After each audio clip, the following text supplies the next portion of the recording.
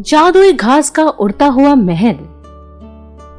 अजयगढ़ नाम का एक गांव था जहां धनपाल नाम का एक आदमी अपनी पत्नी सुषमा और दो बेटी पिंकी और सुमन के साथ रहता था।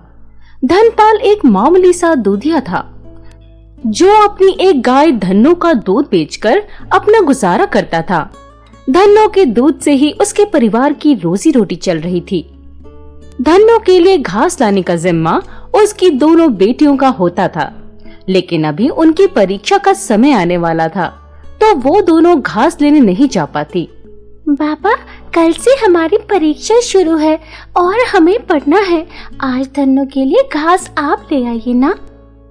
चलो ठीक है, तुम दोनों मन लगाकर पढ़ो, मैं ही जाकर घास ले आता हूँ।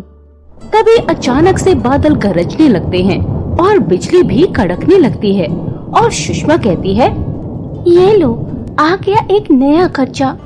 सुनो जी, कुछ पैसे जोड़कर अपने घर की इस छत की मरम्मत करा लो। याद है ना पिछली बार क्या हुआ था? पूरे घर में पानी घुस गया था और सब चीजें बेकार हो गई थीं और पूरी रात पेड़ पर बैठकर गुजारनी पड़ी थी। हाँ भाग्यवान, याद है, करता हूँ कुछ इंतजाम। अभी तो पैसे नहीं हैं, जब होंगे तब करा लूंगा। करवा लीजिए, नहीं तो पिछली बार जैसा ही हाल होगा। घर में पानी होगा और हम पेड़ पर। धनपाल दरांती उठाता है और उसे लेकर जंगल की ओर चला जाता है। वो दुखी था कि उसके पास पैसे नहीं हैं कि वो अपने घर की छत की मरम्मत करा सके और आज जंगल में उसे कहीं घास खड़ी नहीं मिलती। इसलिए वो और घने जंगल की ओर चला जाता है। अंदर जाकर उसे कुछ लंबी घास नजर आती है। ये घास काफी अच्छी है और बड़ी भी, इसे ही काट लेता हूँ, धन्नो भी खाकर खुश हो जाएगी। धनपाल ने अपनी दराती उठाई और जैसे ही वो घास को काटने लगा उसे कहीं से आवाज सुनाई दी, हमें मत काटो, हमें छोड़ दो। कौन है? कौन बोल रहा है? सामने आकर बात करो।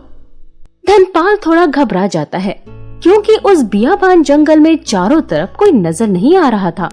धनपाल ने एक बार फिर जैसे ही घास को काटने के लिए दराती उठाई, उसे फिर से वही आवाज सुनाई दी, हमें मत काटो, हमें छोड़ दो।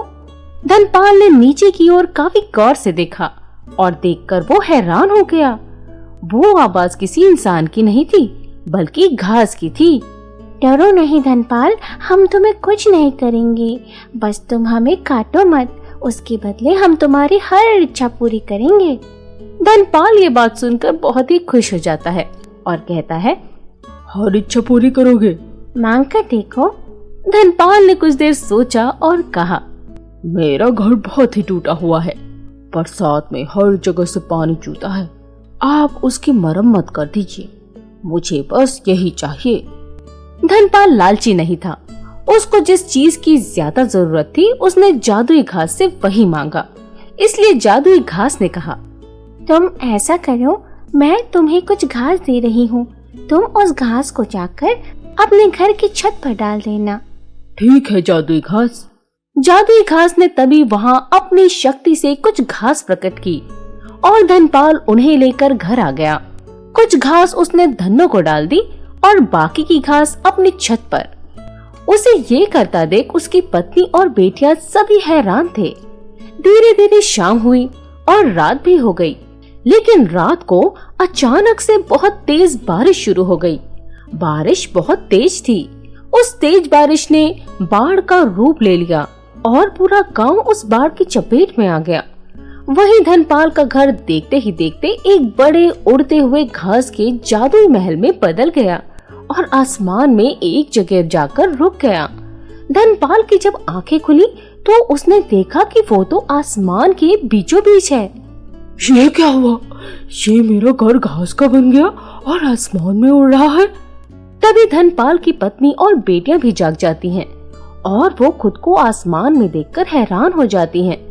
लेकिन तभी वो जादुई घास का घर उनसे कहता है, डरो नहीं धनपाल, जैसे ही बाढ़ शांत होगी ये घर भी जमीन पर चला जाएगा, लेकिन तब तक तुम यहीं सुरक्षित हो और किसी भी चीज की तुम्हें जरूरत हो तो तुम्हारे कहते ही मिल जाएगी। धनपाल ने ये भी आजमा कर देखा और जैसे ही उसने भोजन कहा, उसके सामने कई प्रकार के भोजन आ गए। धनपाल के परिवार की हर जरूरत वो जादुई घास का उड़ता हुआ महल पूरी करता।